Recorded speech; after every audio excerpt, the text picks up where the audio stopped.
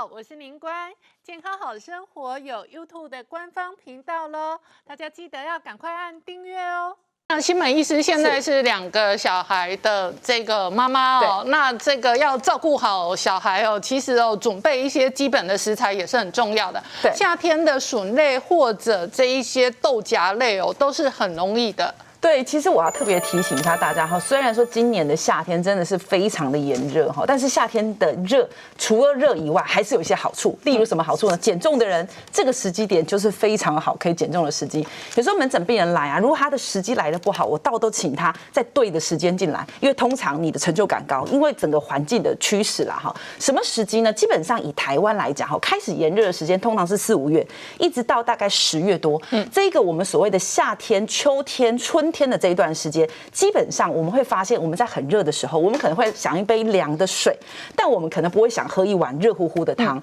所以我们可以吃很多清凉的凉菜，跟减少胃口来做一个取代。我这里就有一个先生，这个先生其实呢，他是因为三高的问题，一直在心脏科看医生。那知道为什么医生叫他来看我这边呢？他有三高，三高一开始装了一个支架，后来又因为2次再装了2个支架，所以他那个时候是因为身体健康出了问题，所以他就觉得说 OK。他这一次真的要来减重，果然时机来的巧是比较重要的。他一来的时间就刚好是夏天，那夏天因为正值的夏天，大家胃口比较差，我就给他安排了一些饮食的建议。他在每一餐饭前先吃一些凉拌的菜，到底是什么凉拌的菜？我待会跟大家说。就这样吃，连续吃了半年的时间，就6个月的时间，他的体重瘦了10公斤，而且呢，他的这个所谓的血压、血糖的药总共降了1半以上，所以让他很开心哦。其实可以善用这个我们说夏天的时间，因为这时候大家胃口比较差，你吃些含有这个口味的凉拌菜，其实可以帮助你先垫很多的肚子。那讲到这里，就会讲到说蔬菜类型其实很多会讲到的是膳食纤维。我给他建议的一些蔬菜是什么？其实我给他建议的是黑木耳。好，因为黑木耳我相信有些人做过凉拌菜知道，它会有一种咔吱咔吱的口感。蒟蒻也有这种咔吱咔吱的口感。那这种咔吱咔吱的口感可以在饭前的时候先来做一个开胃，同时它是含有水溶性膳食纤维。另外我们会用一些像笋子类的东西，玉米笋啦、笋子啦、红萝卜、白萝卜，其实我们台湾1季4季都是买得到这些食物，去增加饱足感。我们要跟大家提醒一下哈，其实膳食纤维有分成2种哦，一种叫做水溶性膳食纤维，一种叫非水溶性。非水溶性基本上我们的蔬菜类基本上比较多是非水溶性，它的目标是干嘛？把你吃得饱。好，所以有时候你在饭前的时候，如果你先吃了很多的青菜类，你肚子可能已经比较没有那么多空间了，相对下你吃的主食，你吃的蛋白质含量就会低，当然你摄取热量少。第2个比较特别的是水溶性膳食纤维。水溶性膳食纤维它其实有一个特点，在我们的一些研究上发现，它对于血糖的稳定、胆固醇的稳定，其实是会有一定程度的帮助的。所以尤其是一些有慢性疾病的人，比如说你有血糖问题的人，不妨在你吃的食物加一点水溶性膳食纤维。那哪些有呢？就是我刚刚提到的黑白木耳其实有，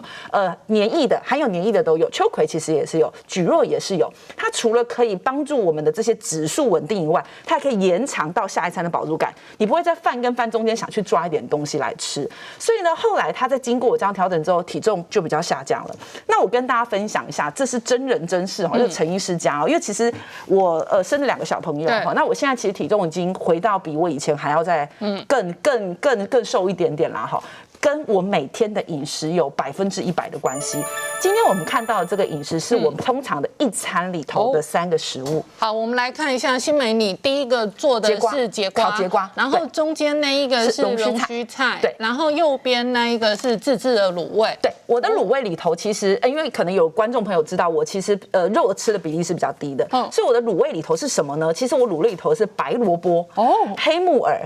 玉米笋，然后你看得到凸起来那个是鸡蛋。那我里头的蛋白质通常会用的是豆腐，那个豆腐我通常就放个汤里头。那这个基本上，尤其这个卤味是我们家的最爱，尤其到了夏天的时候，基本上这些卤味呢，里头的量虽然都比较偏蔬菜或偏比较是优质的蛋白质，但我上面会撒上非常多的辛香料，让它开胃，其中包括什么香菜啦、葱啦、辣椒啦，反正我家那时候只要买得到的辛香料，我会通通加上去。那你这种是夏天很受欢迎的简单的凉拌龙须菜这样子，对，而且这个要上菜也很快，很快。那节瓜就更方便了，这节瓜大家可能有时候会去焗烤，其实节瓜可以切成片状去烘焙，对，烘焙完之后你在上面撒一些辛香料，这些食物一方面开胃，一方面保胃，你的胃其实吃完这些，你已经觉得我已经肚子很饱了，相对下你就不容易在夏天再摄取了过多的热量。基本上很多时候，我们只要有买了一个新鲜的东西，我们认为它新鲜，我们认为它是食物，我们就会往冰箱里头塞。可是这件事情其实确实是需要做一点留意的哦。我先讲一个我觉得蛮乌龙也蛮好笑的哦，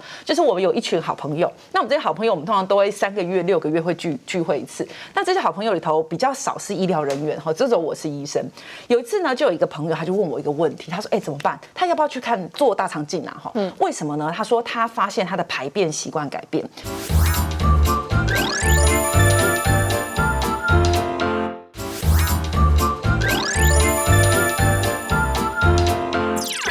以前是个非常严重便秘的人，这一段时间一直在腹泻。那我去跟他说，对啊，你应该要去做大肠镜啊。后来就因为那次聚会完就久久没有聚会，就没有再讨论这一题。直到下次聚会，我们全家决定的地方就在他家，我就知道他其实根本不是需要排大肠镜，他是要把他的冰箱清一清。因为那个时候呢，我们就大家都想说来喝一点红酒嘛，他就说，去我的冰箱拿那个 cheese 哈，然后我就去打开。第一个啊，这个很多冰箱很多人家冰箱都这样，打开之后基本上你是找不到 cheese 的，而且全部都是满的。重点是我拿出来的 cheese， 我就问他说：“这个 cheese 有特别加工吗？”因为它上面长了一层细细的毛，它已经完全发霉了。所以冰箱还是要善用，你要善用它才会达到冰箱的功用，不然它就是个储藏室哈。那至于冰箱的保存方式哈，其实我觉得有几大重点要跟大家分享。第一个是你要先确保温度，因为不可讳言的是，冰箱可以帮助我维持这个食物的新鲜，来自跟温度有关。所以你其实有时候有些冰箱里头会有一个温度计，好，那如果你没有，你至少手要进去。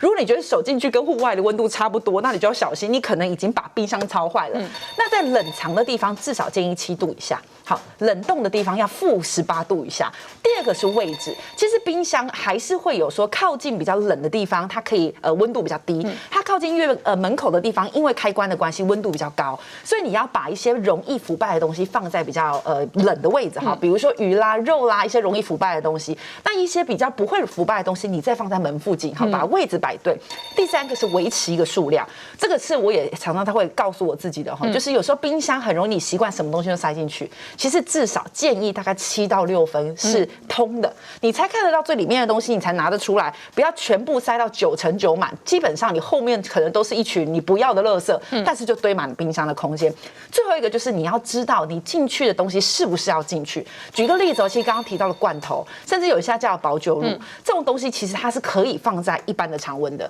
那什么是该进去的呢？其实我们所谓的一些罐头或常用的东西，它一打开后接触空气，菌就来了。所以当你假设一打开开封过，它就是该进去冰箱的东西。所以把温度、把位置、把数量、把鱼要不要进去冰箱的东西决定好，你就比较有机会可以保持冰箱的干净跟冰箱的功用。